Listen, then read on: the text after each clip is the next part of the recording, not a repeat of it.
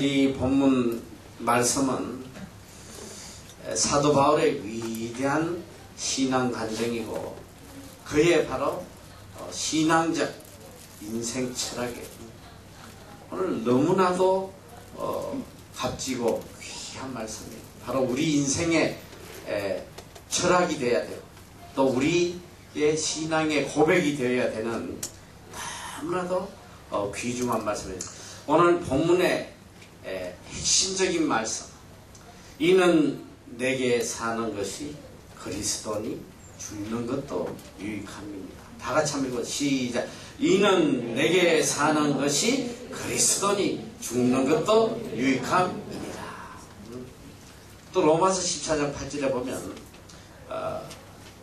우리가 살아도 주를 위하여 살고 죽어도 주를 위하여 죽나니 그러므로 사나 죽거나 우리가 주의 것이다. 성경은 끝없이 우리에게 들려주시는 핵심적인 그 말씀이 뭐냐면 오늘 우리가 이 땅에 살아가는 삶의 목적이 오직 주님을 위하는 것이다. 하나님께 영광 돌리기 위한 것이다. 바울은 그 마음속에 일평생 동안 간직한 말씀이 뭐냐면 내가 살아가는 이유가 뭐냐면 또 내가 죽는 것조차도 바로 그리스도를 존귀케 하기 위해서 하는 것이다. 사는 것도 죽는 것도 오직 예수 그리스도를 존귀케 하기 위함이다.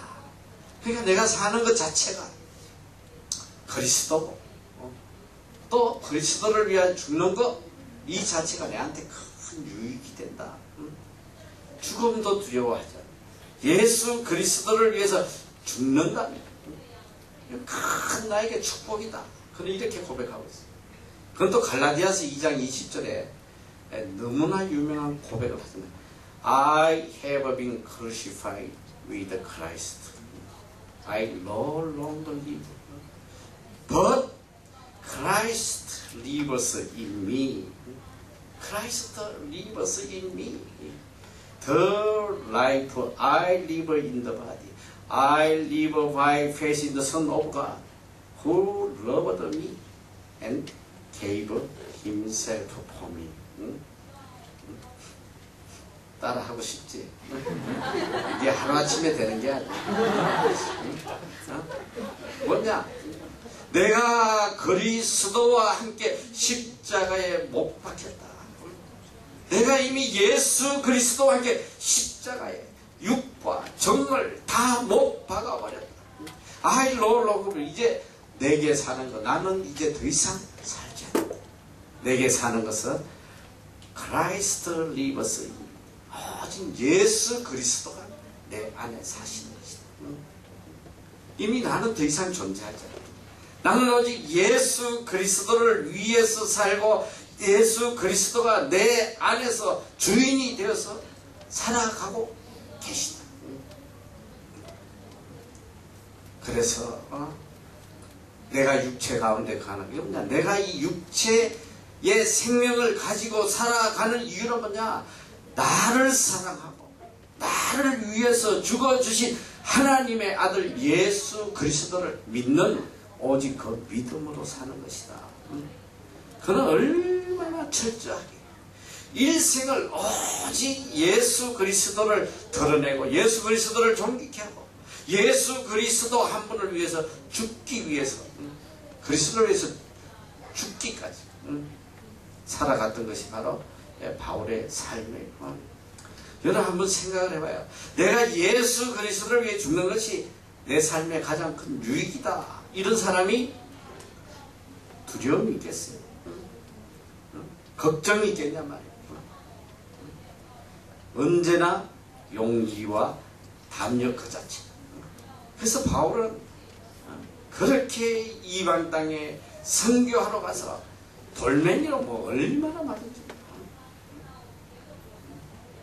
돌멩이로 그냥 맞아가지고 다 죽었다고 보니까 죽었어. 갖다 버린 거야. 선밖에. 그런데도 또 하나님께서 생명 주시가 일어나가지고 또 복음을 전하러 들어가요. 주하며 왜 내가 예수 그리스도를 높여드리고 존귀케 하는 것이 내 삶의 가장 큰 축복이다. 여러분, 사람은 지난 시간에도 내가 이야기했지만 어떤 목적을 갖고 사느냐, 그리고 내가 가장 가치 있다고 생각한 것이 뭔가. 사람은 자기가 가장 가치 있다고 생각한 걸 위해서 자기 생명을 버리는 거예요. 나는 정말 이걸 위해서 내가 생명을 버려도 아깝지 않을 만큼 귀하다. 여러분, 그런 거 있잖아요. 여러분 삶 속에 그런 게 한 가지는 있어야 돼. 그런데 이제 진짜 쓸데없는 거에 목숨을 버리겠다고 버떡거리는 인간들이 많아.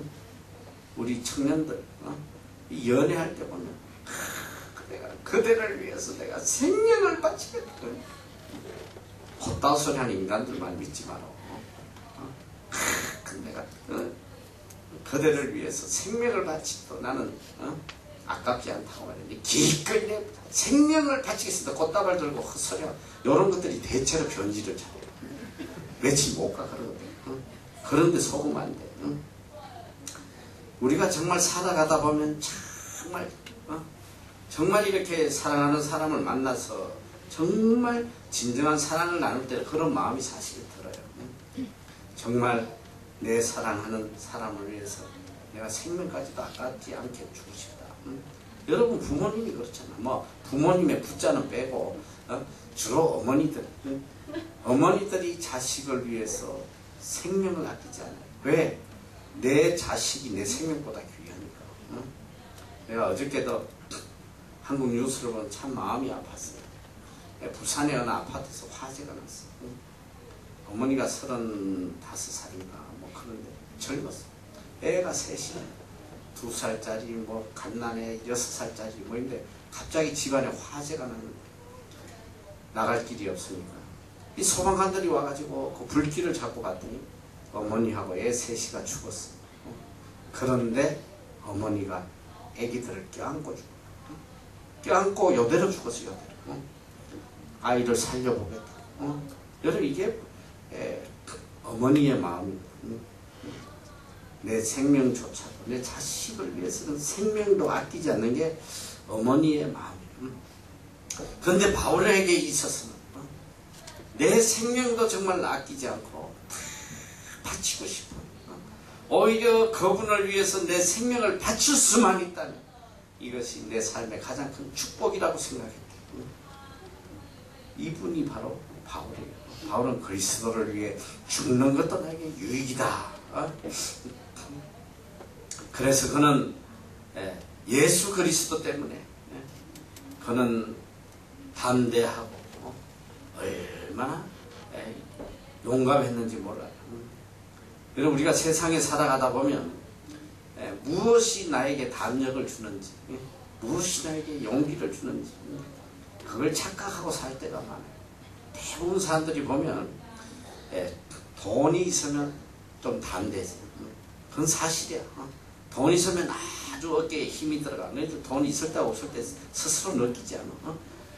호주머니 100불만 있어도 벌써 딱 그냥 애들 대하는 태도가 달라. 너 뭐 좀 있어? 이러면서 목에 힘주고 다닌단 말이야. 돈 없으면 사실 쭉 늘어져요. 사람도 피하게 되고. 이제 특히 우리 신학대학을 졸업하고 나올 때 이제 내가 불 속에라도 들어갔어. 이러면서 찬양도 있잖아. 불 속에라도 들어갔어. 막 이러면서 막 죽을 각오를 하고 이제 개척을 한단 말이죠. 그런데 한 3년 정도 굶고 나면 삐니가 없이 굶고 나면 쭉 늘어져가지고 불속은 그냥 밥속이면 몰라도 불속에는 안 들어가려고 그래요. 이 돈이 주는 그런 용기도 사실은 커요.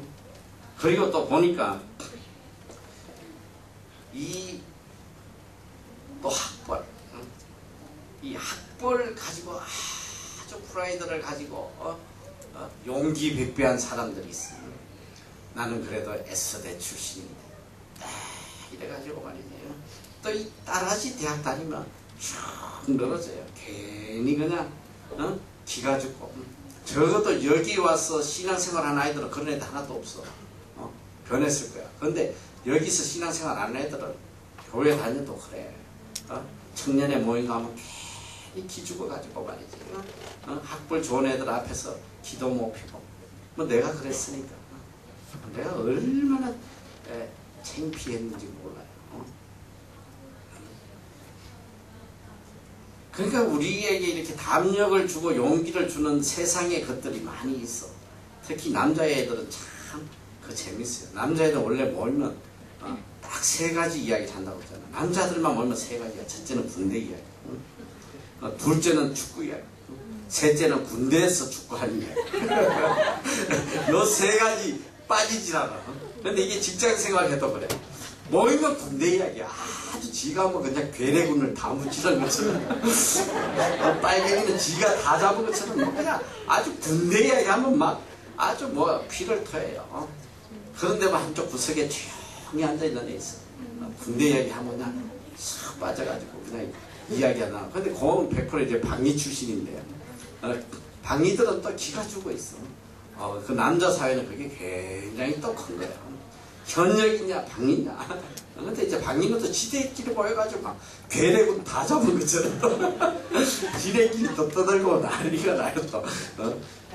그만큼 우리 세상에는 이렇게 나름대로 무슨 용기 주고 뭐 자부심을 주고 하는 게 있는데, 그런 것보다 이제 좀 더 인간에게 용기를 주는 게 뭐냐면 도덕적인 용기예요. 도덕적인 용기. 일평생 깨끗하게 살아온 사람은 어디 가도 떳떳해. 좀 자신이 있어요. 나는 그래도 일생 동안 깨끗하게 살았다. 근데 1억 천금을 벌어도 죄 짓고 나쁜 짓 하고 이렇게 본 사람은 뭔가 길을 펴지 못하는 그런 게 있어요.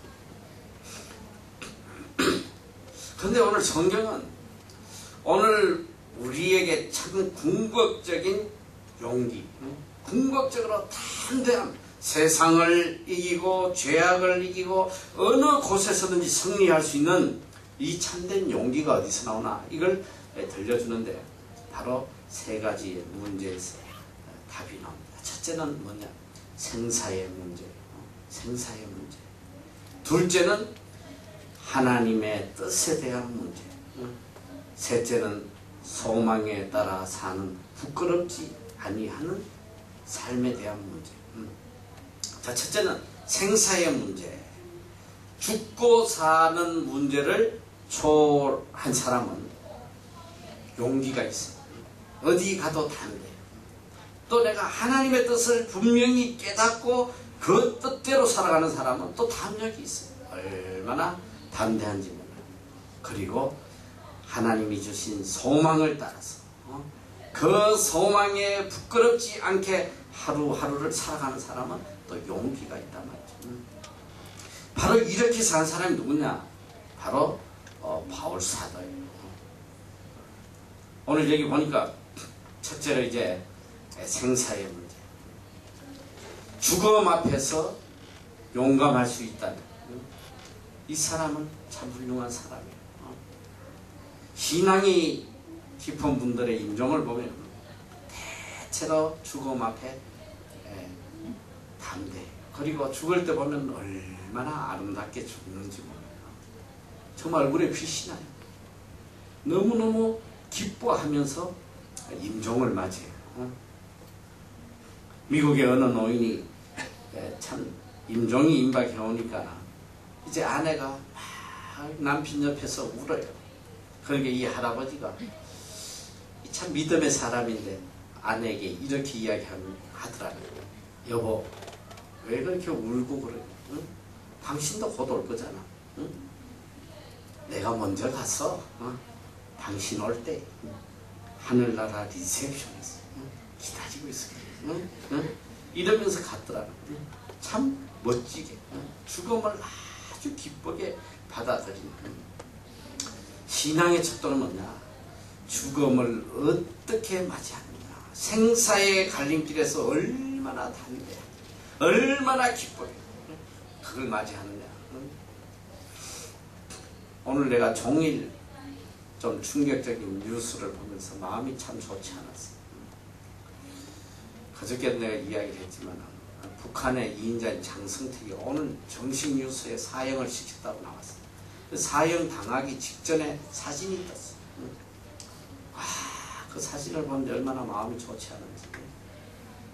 무소불위의 권력을 누리던 우리 한 40년 동안 그 사람이 초라하게 포승에 묶여가지고 얼마나 얻어맞잖아요. 얼굴도 빨갛게 멍들어요. 이 손이 보니까 완전히 피멍이 들어있어요. 그래서 마지막 사형 직전에 군사재판회의에 끌고 들어가는 그 사진이 떴어요. 죽음 앞에 그 두려워하는 모습.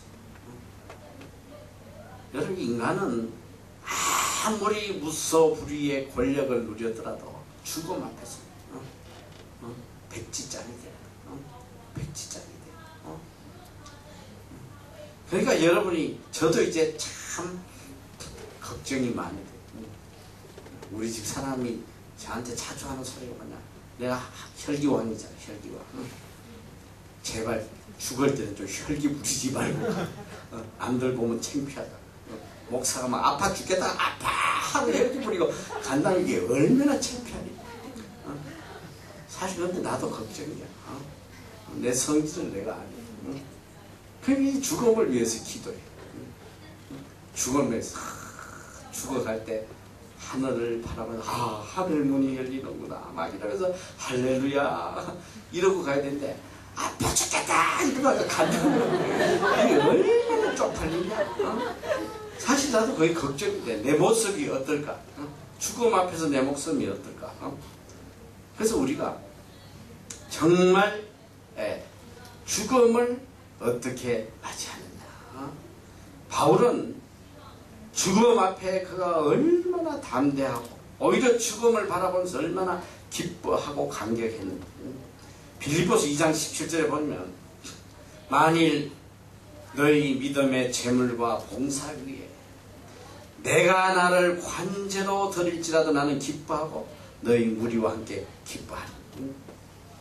이게 뭐냐면 오늘 제가 여러분을 바라보면서 이렇게 이야기해요.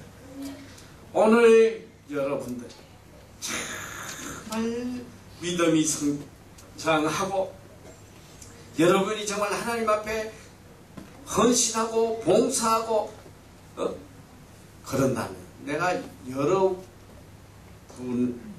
대신해서 제물로 하나님 앞에 제물로 드려서 나는 그걸 기뻐하고 기뻐하겠다. 관제로 드려서도 나는 기뻐하겠다.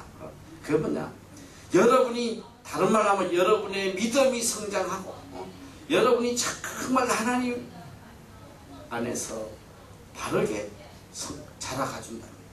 내 한 목숨 기꺼이 관제로 든다. 관제는 뭐냐, 내가 지난번에도 설명했지만 제단에 양을 하나님 앞에 제물로 드릴 때 양의 목에 피를 따서 그 제단 위에 피를 쏟아붓는 이게 관제란 말이에요.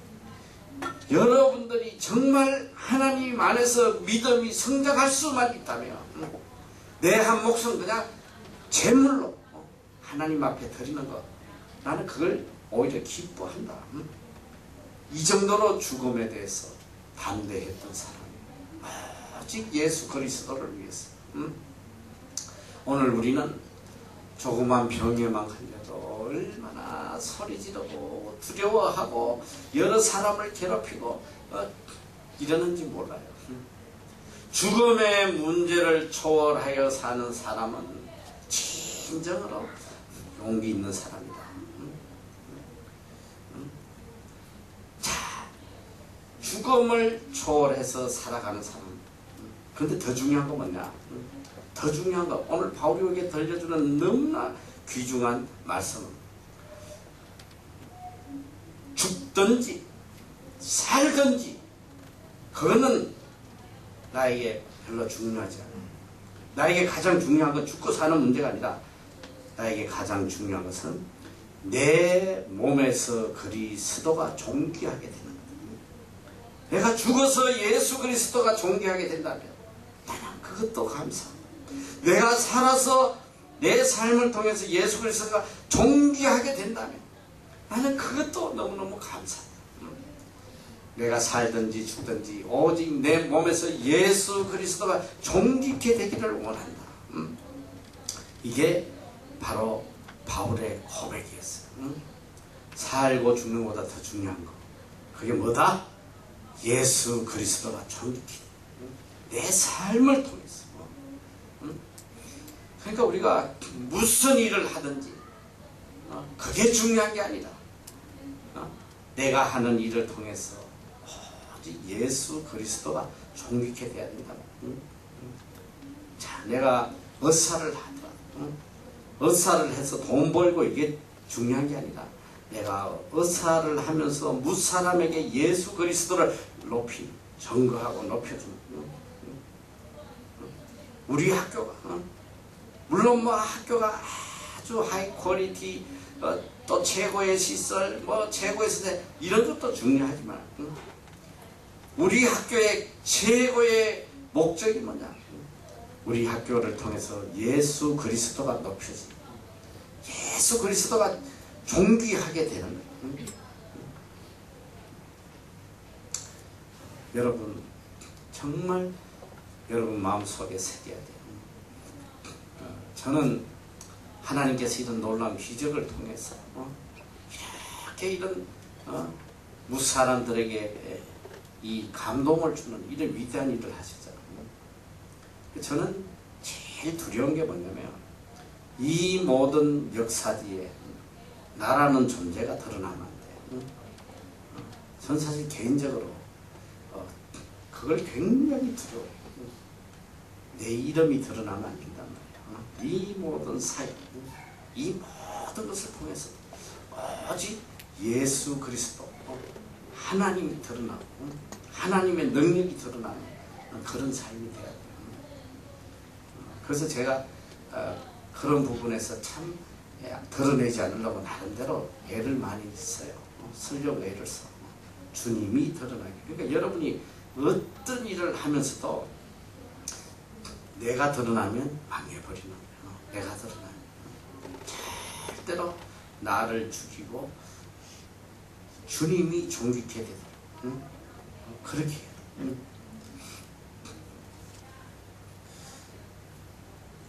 자, 그리고 둘째는 뭐냐면 하나님의 뜻을 알고 그 기도의 응답을 믿는 것이 용기의 근원이다. 19절에 보니까 다 같이 한번 읽어보세요. 19절 시작. 이것이 너희 강구와 예수 그리스도의 성령의 도우심으로 내 구원에 이르게 하지 않도록. 자, 우리 삶에 하나님의 뜻이 뭔지, 나를 향한 하나님의 뜻이 뭔지를 그 뜻만 분명히 알면 내가 그 뜻을 이루어 가는 데에 일어나는 수많은 어려움과 환난과 고난과 위협과 핍박이 있어도 두려움이 없어요. 왜? 하나님의 뜻이라는 걸 아니까. 이건 너무나도 귀한 말씀이에요. 첫째, 여기 보니까 내 구원에 대해서 이야기하고 내 구원에 이르게 할 줄 아는 거예요. 이 구원은 우리가 말하는 예수 믿고 천국 가는 구원받는 그런 구원이 아니라 지금 바울이 말하는 구원은 바울이 감옥에서 나오는 걸 이야기해요. 하루속히 빨리 하나님께서 나를 감옥에서 건져내 주시는 이 구원을 이야기하는데, 감옥에 있는 동안 시대한과 많은 사람에게 복음이 전파되는 것을 보면서 바울은 그 생각을 하는 거예요.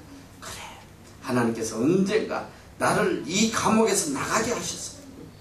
그렇게도 내가 간절하게 소원했던 스바나, 이 스페인, 이 모든 유럽 땅에도 땅끝까지 복음을 증거하실 것이다 하는 그 믿음을 갖고 있었어요. 그래서 그는 이 문제를 가지고 필리포 교인들과 같이 기도 제문안을 기도하는 거예요. 그래서 너희 간구와 너희의 간절한 기도와 또 성령의 도우심으로 이 일이 반드시 이루어질 것을 내가 생각하며 감사하고 있다. 이런 이야기예요. 여기 또 보니까 성령의 도우심, 성령의 도우심으로 내가 분명히 이 감옥에서 나오게 될 것이다. 그는 그의 믿음대로 감옥에서 나오고 스페인까지 가서 복음을 전하고 스페인까지 갔다는 건 성경에는 나와 있지 않지만 역사적으로 보면 그가 스페인까지 복음을 전한 것으로 신학자들이 이야기해요. 그리고 두 번째 다시 감옥에 갇혀서 순교를 하게 됩니다.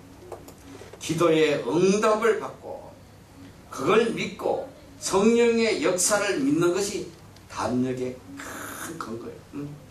이건 정말 놀라운 거예요. 하나님의 뜻을 알고 기도의 응답을 받은 사람은 두려움이 없어요. 저는 참 그런 걸 많이 체험했는데, 그런데 이게 기도를 하고 하나님의 응답이라고 딱 오면 첫째 내 삶에 어떤 역사가 일어났냐면 두려움이 사라져요. 이건 정말 놀라운 거예요. 내가 지금까지 여러 가지를 체험하면서 내 뜻대로 무엇을 결정하고 나면 두려워서 못 견뎌. 야, 이거 망하면 어떡하나, 이거 잘못되면 어떡하나, 막 두려워서 못 견뎌.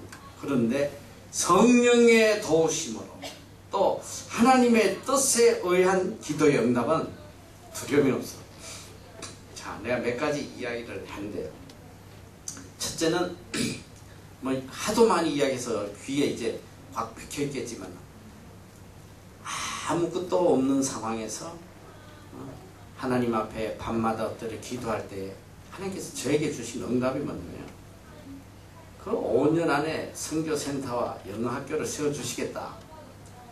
그리고 3년 뒤에 기도하는데 느닷없이 하나님 주신 기도의 응답이 뭐냐면 실버데일이라는 지역에 가서 땅을 사라.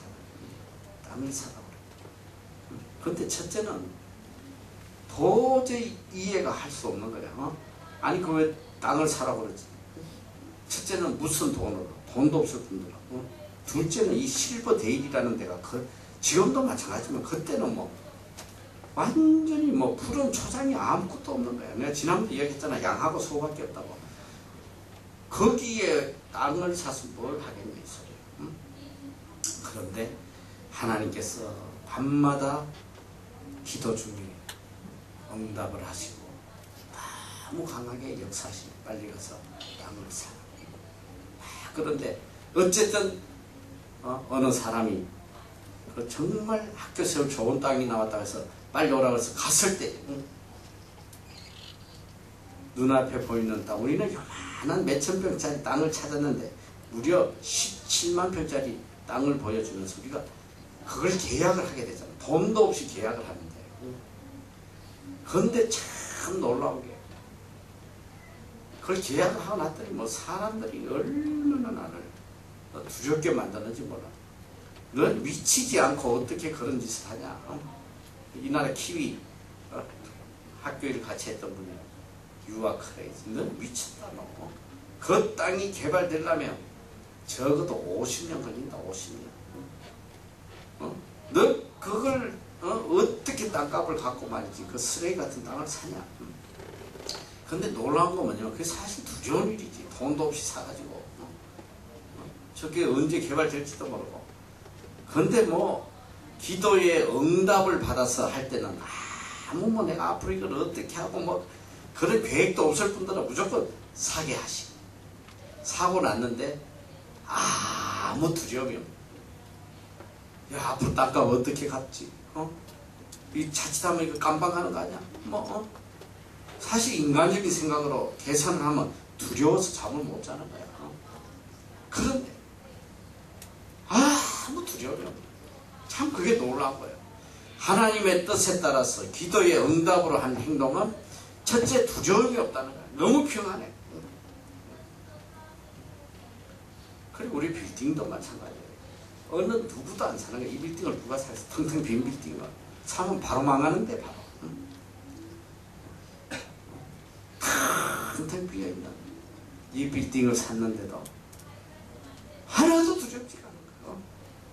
하나님 때에 하나님께서 알아서 채워주시겠지. 너무너무 마음이 평안한 거예요.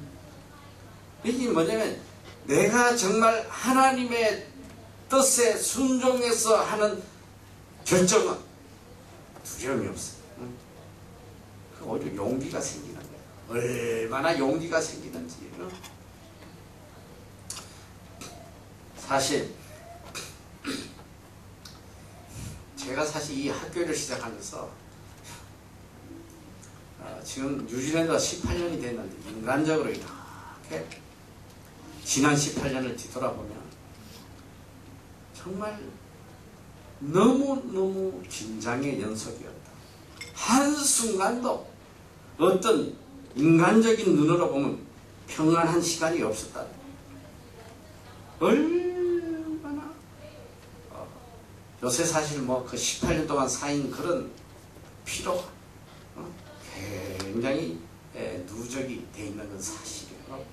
그런데 이렇게 요새 뒤를 이렇게 뒤돌아보니까 18년 동안 처음에 무작정 회사를 그만두고 가방 3개 들고 여기 왔을 때 그때부터 뭐 이 앞으로 내 인생이 어떻게 될까 그 긴장이라는 거 뭐 말로 못했죠. 두려움, 미래에 대한 두려움. 그런데 또 하나님께서 이 나라 신학교와 이런 학교 일을 연결해 주시는데 그 이야기가 나오고 일을 시작하기까지 1년이 넘는 시간 동안 그 가슴 졸이면서 그들의 결정에 얼마나 초긴장이 돼서 그 하자고 했을 때 아무 계획도 없이 무작정 한국을 나가가지고 학생을 모으겠다. 그건 뭐 말도 되지도 않는 소리지.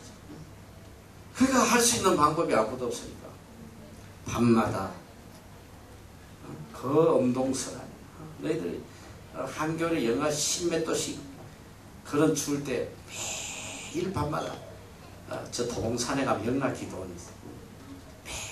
매일 밤에 그 영락기도원에 낮에는 하루 종일 여기저기 쫓아다니다가 밤마다 산에 올라가가지고 그러니까 매일 거기서 눈물로 하나님 앞에 기도를 하는 산에서 내려올 때 되면 이 손수건이 안 젖어서 내려온 적이 없어. 눈물로 그냥 너무너무 간절하고 너무너무 뭐 갈 바를 모르니까 그 하나님 또 길을 열어주셔가지고 드디어 한국에서 아이들을 모집해서 여기 왔는데 애들이 오고 난 때는 이건 뭐 더 초긴장이야.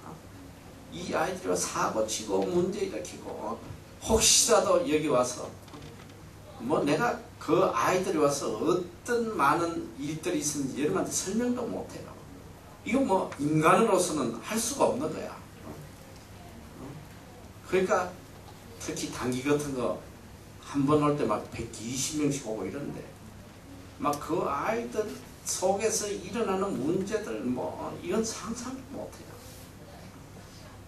그러니까 인간으로서 도저히 할 수 없으니까 아이들이 오는 날부터 아침 금식에서 완전히 연수 끝나고 한국에 도착할 때까지 계속 금식하고 오직 하나님의 도움.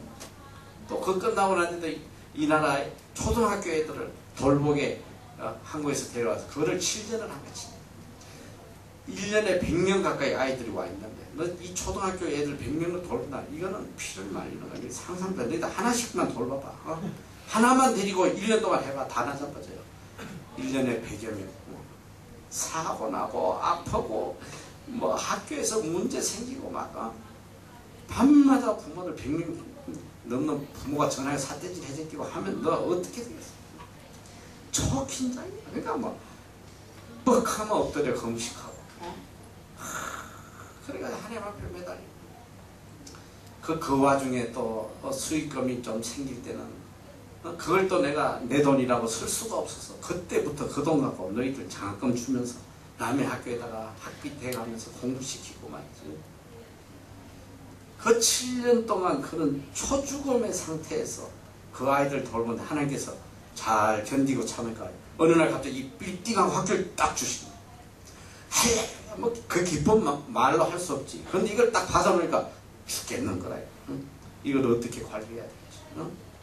그 학교 중국 아이들이 하다가 망해가지고 넘겨준 이 학교를 가지고 그걸 복음 전해보겠다고 하는데 맨날 투서내고 감사 나오지. 돈은 그냥 빚은 언제 부도날지도 모르지. 빌딩은 텅텅 비었지. 그리고 이 나라 빌딩 매니저라고 한 놈 세워놨더니 나를 거의 죽이는 거야. 스트레스를 주는데 맨날 보고도 안 하고 지멋대로 해적이고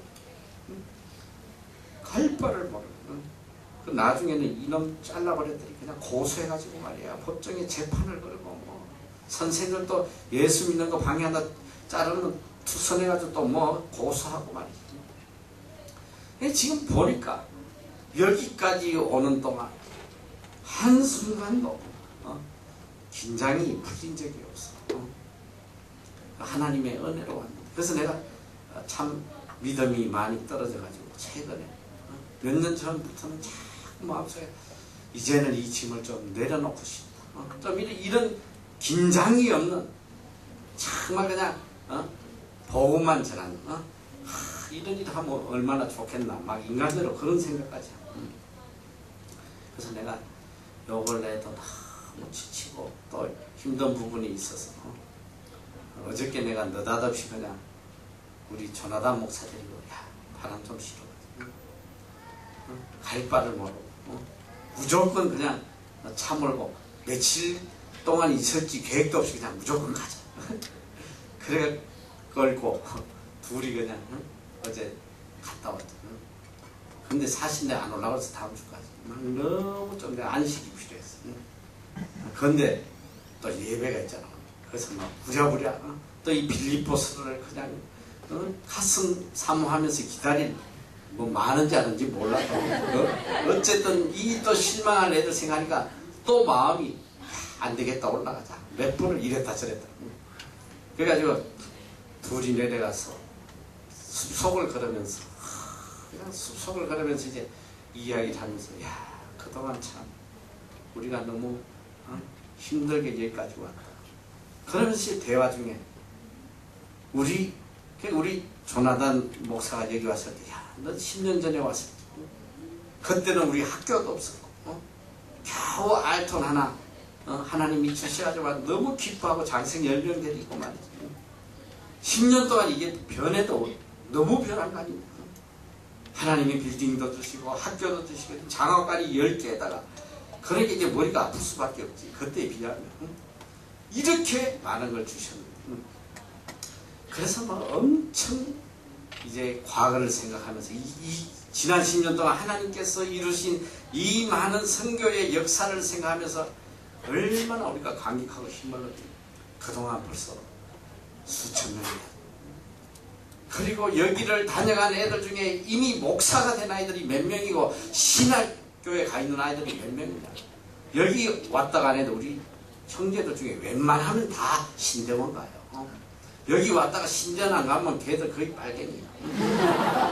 거의 여기 왔다가는 내가 내 일생을 통해서 그리스도를 존귀케 해야겠다. 이래가 신학교 거기다가 완전히 버림받은 폐인도 가고 아버지한테 귀시자대기 맞고 여기 쫓겨온 놈도 신학 가고 얼마나 많은 아이들이 그러면서 너무너무 감격한 거야. 그래 맞아.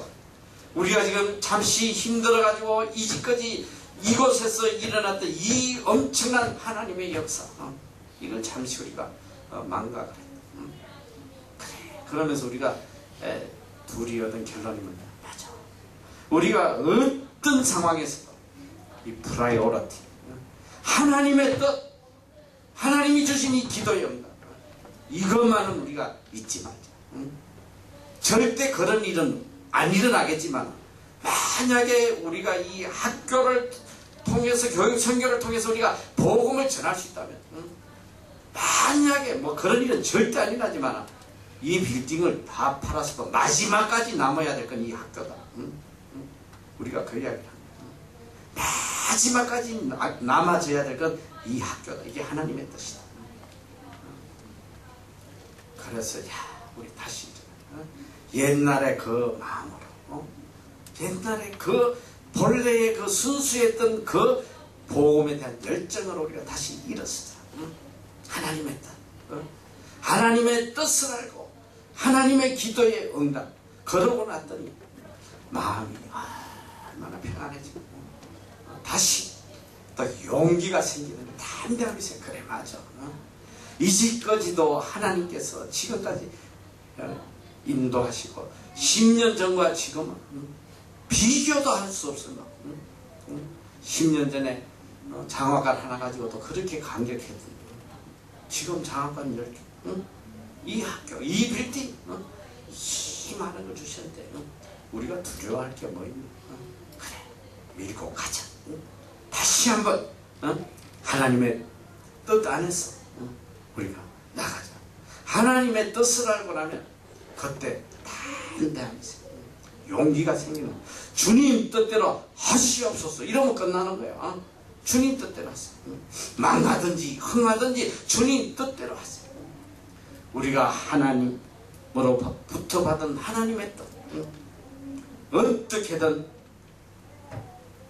이 젊은 청년들에게 복음을 전가하는 것이다. 복음을 전가하는. 사실 우리 학교를 운영하면서 우리 선생님들이 참 귀하신 분들이에요. 그런데 이제 자꾸 이렇게 또 이렇게 불편한 부분들을 이분들이 가끔 컴플레인을 해요. 최근에 이제 몇 가지를 나한테 대표로 와서 누가 참 컴플레인을 한다고. 그래서 제가 그랬어요. 여러분, 우리 학교가 조금 이 클래스 규모가 커서 선생님들 조금 하기가 힘들어요. 그런데 그 선생님들 다 모아놓고 이제 우리가 뭐 제가 직접 하지 않고 나는 또 혈기가 있기 때문에 그 혈기를 부릴 수가 있어서 내가 우리 줄기 선생님하고 그래 그대로 이야기해. 내가 이야기하는 거 대신 그대로 좀. 왜 여기 우리가 학교를 운영하느냐? 오직 한 가지 이유밖에 없다.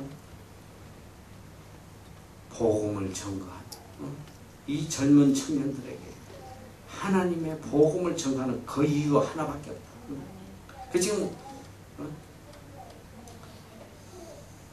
왜 우리가 이렇게밖에 할 수 없는지, 너희들의 요구사항을 다 못 들어주는지.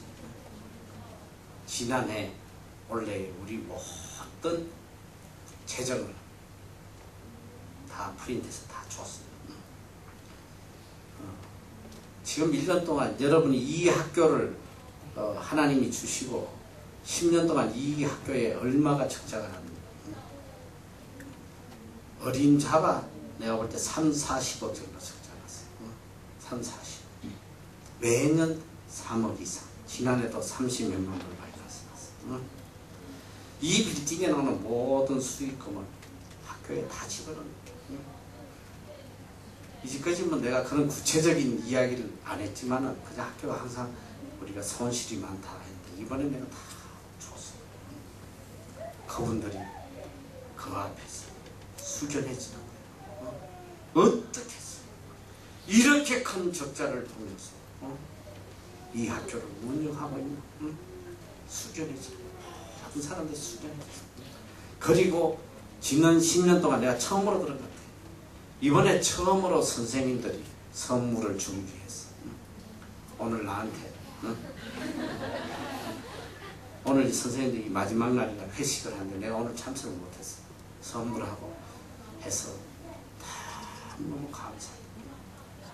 너무너무 감사하다고 처음으로 그런 감사의 마음을 표현하고 숙연해지는 거야.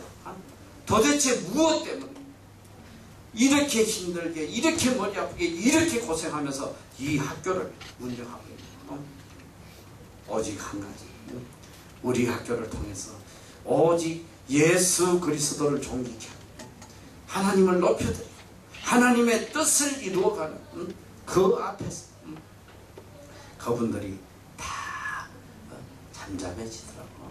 여러분 잘 알아야 돼요. 오늘 우리는 오직 한 가지. 오직 한 가지. 내 삶을 통해서 예수 그리스도가 존귀되고 하나님이 드러나고 하나님의 복음이 전거되고 더 이상도 더 이하도 있을 수 없는 거예요. 오직 그 한 가지. 그러니까 바울이 일평생 마음속에 간직하고 산 게 뭐냐? 내 안에 사는 것은 예수 그리스도다. 나는 예수 그리스도를 존귀케 하기 위해서 죽는 것도 나는 유익하다. 오히려 죽을 수만 있다. 그게 더 큰 축복이고 더 큰 은혜라고 그는 고백을 하고 있어요. 고린도 후서 1장에 보니까 내가 사형 선고를 받은 줄 알았다. 하나님께서 어쩌면 감옥에서 죽게 하신지도 모른다. 이런 마음도 있었어요. 그러나 하나님께서 어떻게 맡기시든지 감옥에서 죽든지 또 나가서 복음을 전하든지 이래도 감사하고 저래도 감사하고 내가 살든지 죽든지 오직 예수 그리스도만 존귀케 된다면 나는 그것으로 감사하다. 이게 바울의 고백이었단 말이죠. 이렇게 우리가 하나님의 경륜을 믿고 하나님의 뜻을 깨닫고 사는 사람은 두려움이 없어요. 결국은 뭐냐? 하나님의 뜻 안에 내가 있거든. 내 뜻 안에 하나님이 있는 것이 아니라 하나님의 뜻 안에 내가 있는 거예요. 그러니까 항상 우리의 기도는 뭐냐? 주님 뜻대로 하시옵소서. 여러분 기도는 항상 그런 기도가 돼요. 하나님 이거 이루어주세요.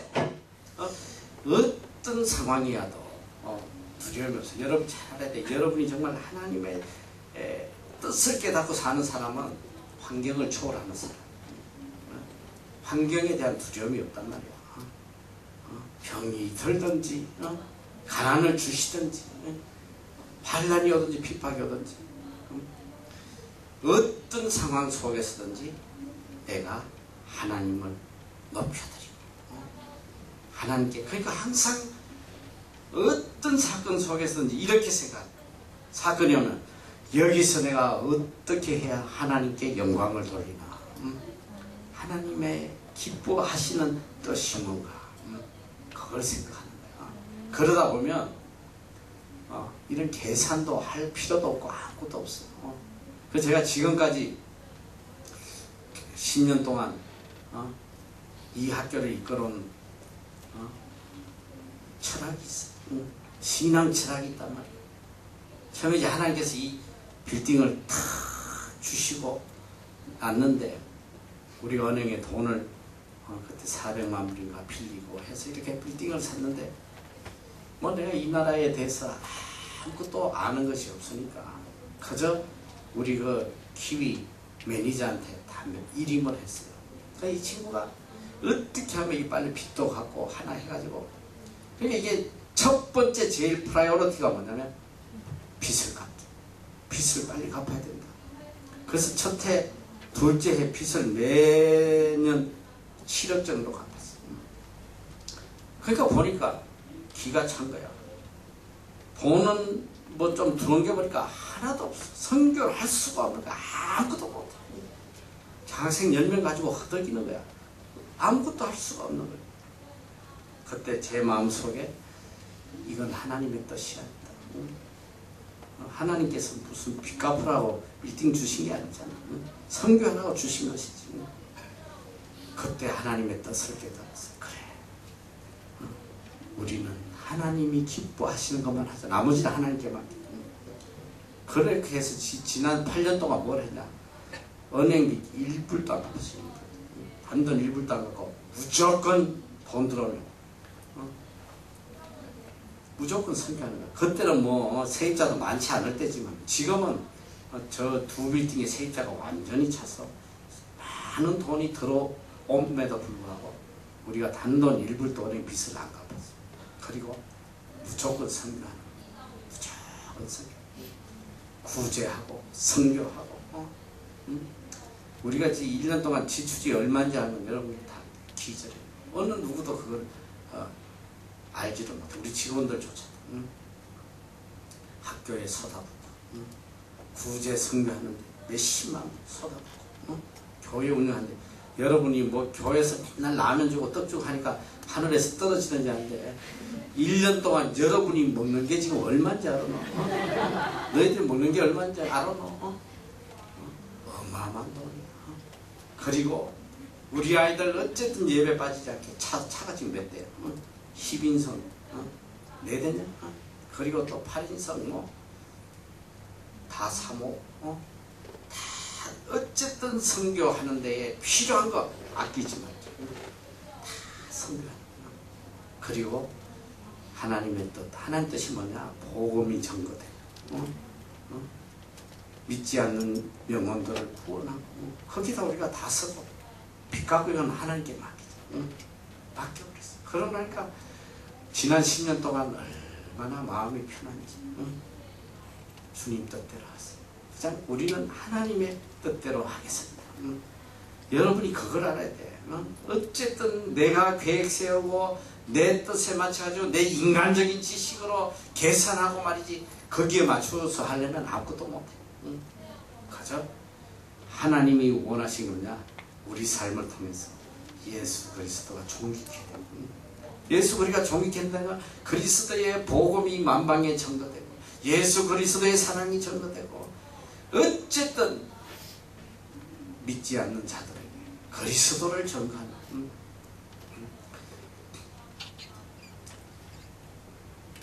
자, 그리고 세 번째는 뭐냐면 소망을 따라 사는 부끄럽지 않은 삶이 우리에게 용기의 근원이 된다. 여기 보면 20절에 나의 간절한 기대와 소망을 따라 아무리 일에든지 부끄럽지 아니하고. 한번 다 같이 시작. 나의 간절한 기대와 소망을 따라 아무 일에든지 부끄럽지 아니하고. 나의 간절한 기대와 소망. 여러분 소망이 뭐예요? 사람들 다 소망이 있어. 근데 그 소망대로 살지 못할 때 부끄러움이 있는 거야. 두려움이 있고. 자, 학생이 좋은 대학에 가려는 소망이 있는데 공부는 전혀 안 해. 그럼 이게 부끄럽단 말이지. 그래 두렵고. 그건 마찬가지예요. 소망에 합당한 삶을 살아야 된다. 당연히 해야 될 일을 하지 않으면 부끄럽다. 자, 오늘 우리 앞에는 궁극적인 소망이 있어요. 하나님의 자녀인 우리에게 궁극적인 소망이 있단 말이에요. 그게 뭐야? 우리의 궁극적인 소망은 바로 하나님 앞에 서는 날. 또 하늘나라에서 영원히 하나님과 더불어 하나님의 자녀 천국 시민으로서 영원히 살아가는 이게 우리의 궁극적 소망이에요. 그럼 우리가 어떻게 살았냐? 천국에 합당한 자로 살아야 돼. 천국에 합당한 자. 그게 우리의 소망이에요. 그러면 이제 천국에 합당한 자로 영원히 살아갈 자면 이 땅에서 어떻게 되냐? 그 소망에 부끄럽지 않은 삶을 살아야 된다 말이에요.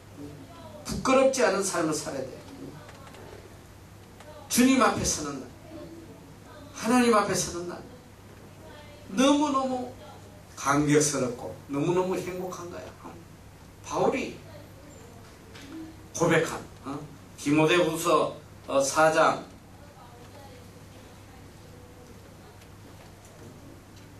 제가 잠깐 좀 찾아볼게요.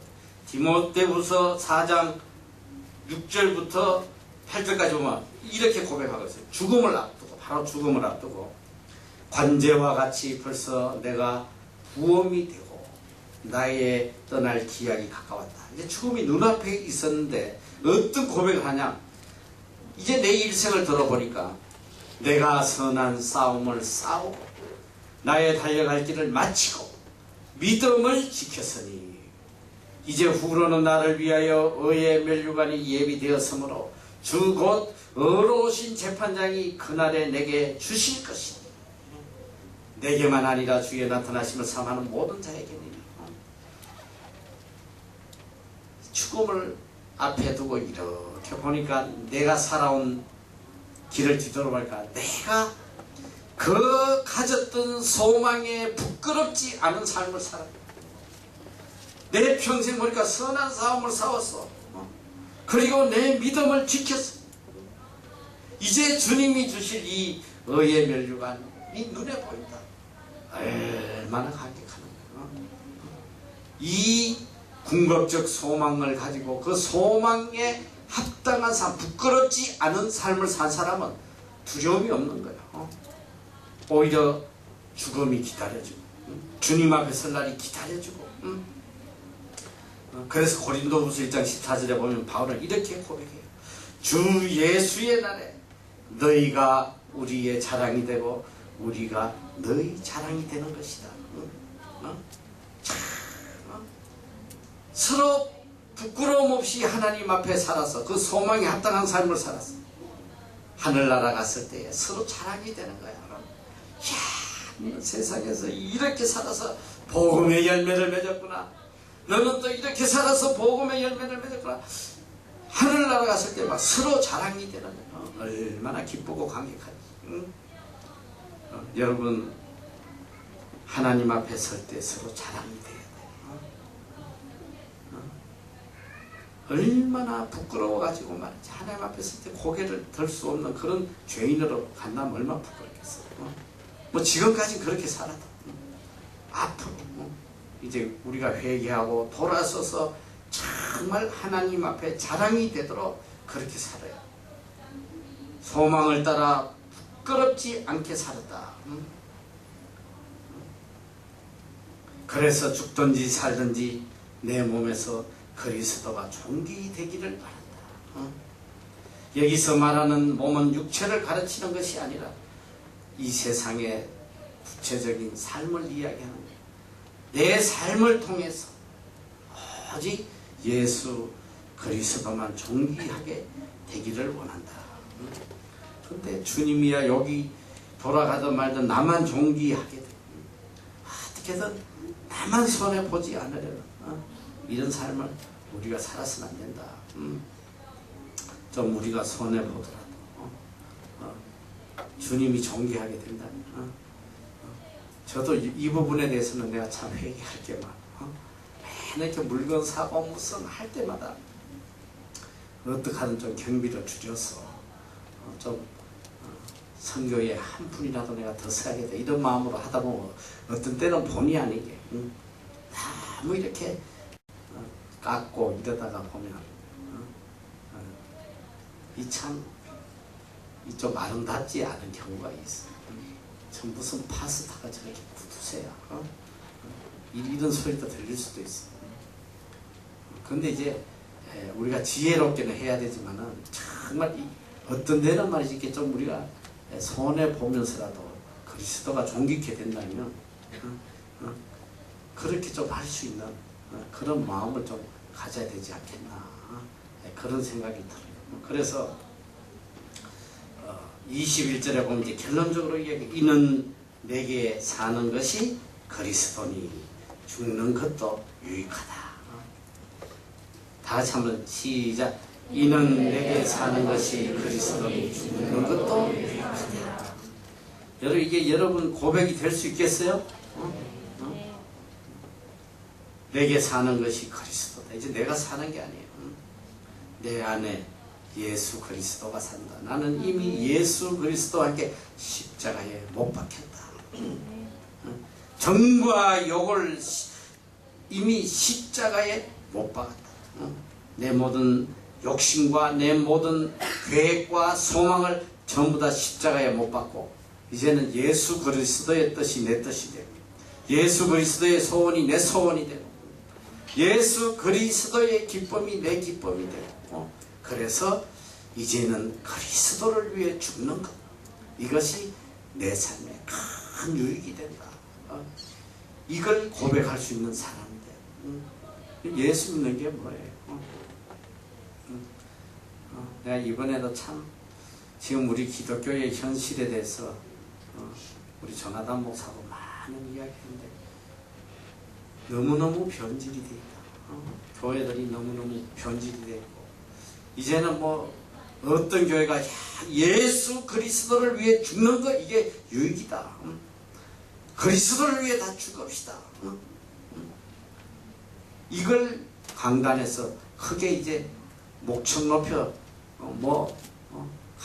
설교할 수 있는 그런 시대가 이제 많이 지나. 보면 맨날 세상 축복, 예수 믿어 복 받고 말이지. 예수 믿어 출세하고 세상 문제 해결하고 맨날 그런 인간 귀에 듣기 좋은 소리만 이런 소리만 해야 되는 이런 시대가 와 있지 않나. 이게 너무 안타깝다. 이제는 우리가 그리스도를 위해서 죽읍시다.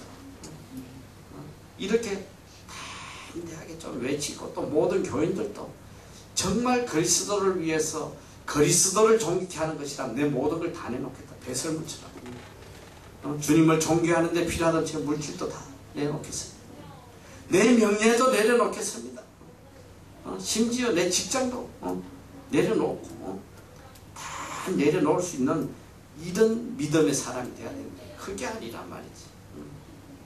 세상에 내 뜻을 이루기 위해서 그리스도를 이용하는 이런 잘못된 신앙이 기독교를 지배하고 있어. 여러분, 우리는 정신 똑바로 차려야 돼요. 나는 볼 때 우리의 가장 신앙의 모델이 돼야 될 사람이 누구냐면 바울이에요. 바울처럼 살는다. 바울이 어떻게 살았는지 그걸 내 신앙의 모델로 삼고 그렇게 사는데, 또 바울도 이야기해서 너희도 나를 본받으라. 나처럼 살아라. 그러니까 진리가 아닌지 판단할 수 있는 건 바울의 삶을 보고 판단하란 말이죠. 여러분이 이제 한국 돌아갔을 때 교회를 선택하고 할 때 얼마나 어려움이 많겠어. 그 설교를 들어보고 이 교회가 정말 이렇게 바울이 살아갔던 그런 삶을 실천하는 교회인지 아닌지 그걸 보면 알아. 그래서 우리가 어쨌든 간 이 소망을 따라서 부끄럽지 않은 삶, 우리의 소망은 오직 하늘나라, 하나님 앞에 서는 얼마나 감격적인 날, 착하고 충성된 종아, 너가 정말 충성하고 왔구나. 내가 너를 위해서 의의 멸관을 준비했다. 이 소리보다 더 큰 축복이 어디 있어?